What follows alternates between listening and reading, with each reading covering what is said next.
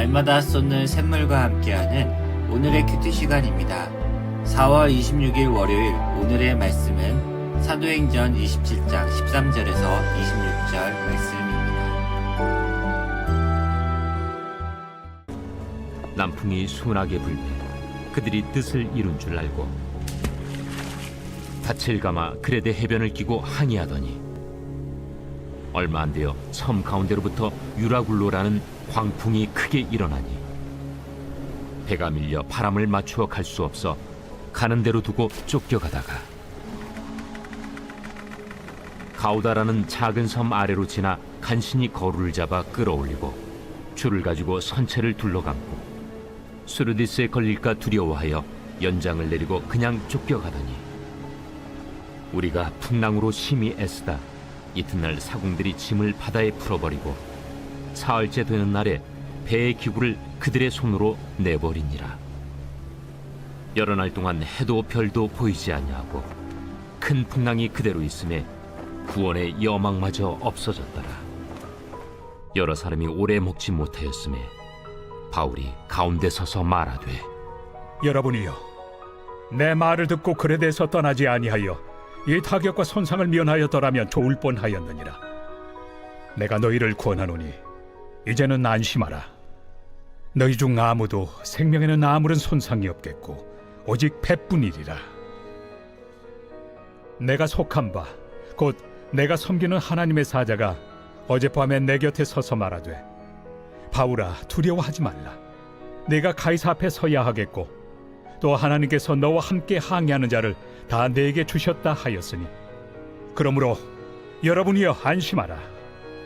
나는 내게 말씀하신 그대로 되리라고 하나님을 믿노라. 그런즉 우리가 반드시 한 섬에 걸리리라. 할렐루야. 이른 아침 시간에 하나님의 말씀을 사모하며 나아가는 안창교회 성도님들에게 하나님의 은혜와 기쁨이 가득한 시간이 되길 바랍니다. 오늘 우리가 듣는 이 말씀을 통하여서 하나님의 뜻을 깨닫고 순종함으로 나아가는 하루가 되시길 간절히 기도합니다. 오늘 우리가 살펴볼 말씀은 사도행전 27장의 말씀입니다. 27장의 말씀은 사도 바울의 전도 여행의 마지막 목적지인 로마로 향하는 여정을 다루고 있습니다. 바울은 예루살렘에서 많은 고난을 겪었습니다. 하지만 또다시 로마로 향해야만 했습니다. 왜냐하면 하나님은 그를 거기로 데려가서 시키실 일이 있었기 때문입니다. 바울이 로마로 향하지 않았다면 로마가 기독교 국가로 선포하고 온 유럽에 기독교가 자리 잡을 수 있었던 역사는 일어나지 않았을 것입니다. 따라서 바울의 로마행은 중요한 사건이라고 할 수 있습니다. 27장 이전의 26장을 살펴보면 바울은 죄인의 신분으로서 아그리빠 왕 앞에 자신을 변론하고 있음을 알 수 있습니다. 아그리빠 왕은 바울이 죄가 없음을 알았지만 바울은 로마 시민권자였고 가이사르 황제에게 자신이 재판받기를 원했습니다.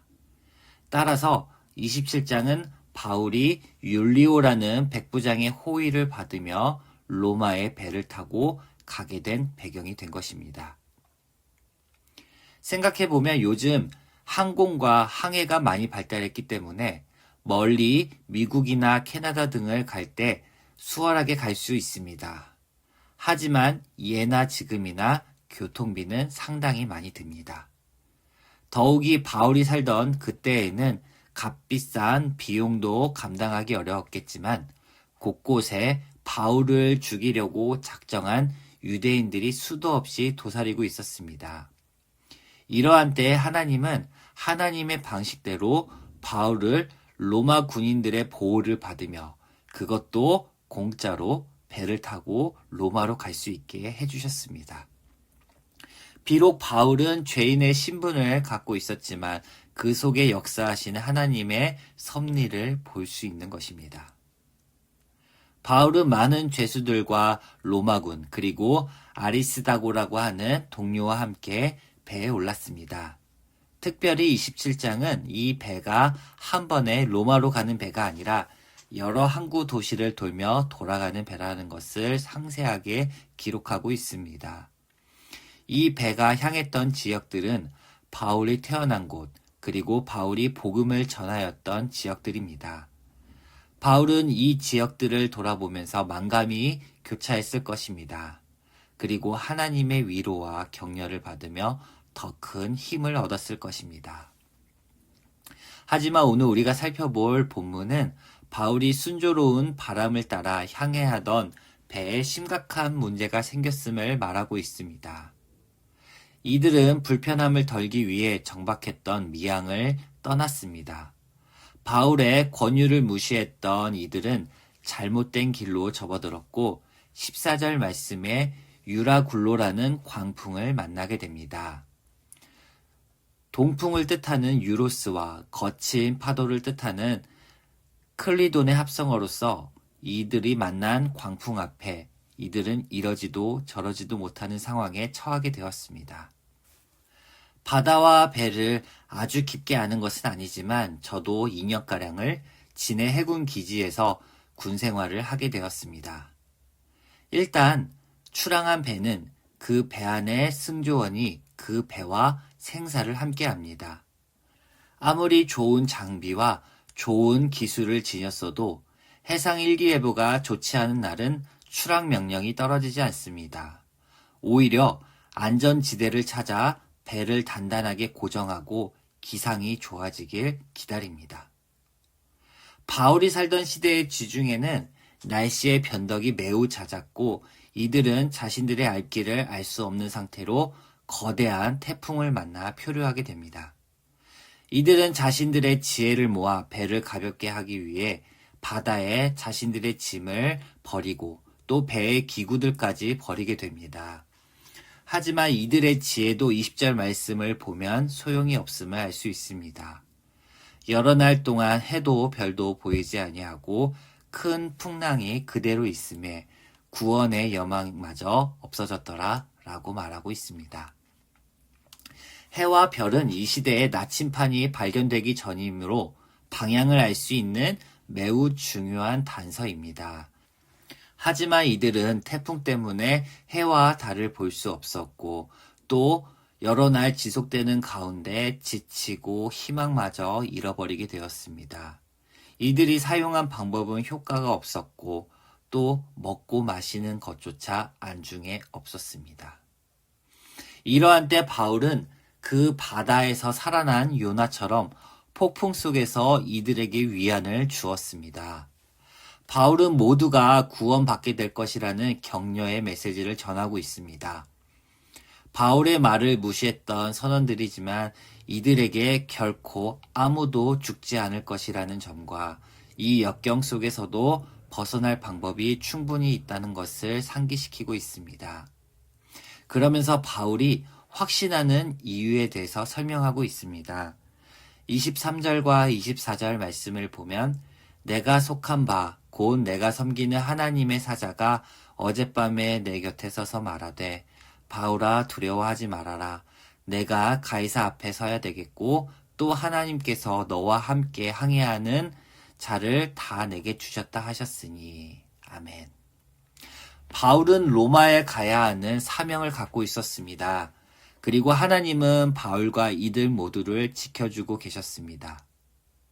힘들어하고 위험 속에 빠져있는 바울에게 하나님은 사자를 보내 위로의 메시지를 주셨던 것입니다.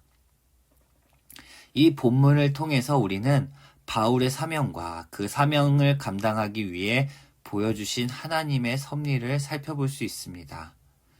바울이 로마에 가는 방법도 또 그 가운데 바울을 위로하시고 위험으로부터 지켜주시는 그 하나님의 섭리 앞에 우리는 하나님이 정말 참 하나님이요 참 신이심을 인정하지 않을 수 없습니다.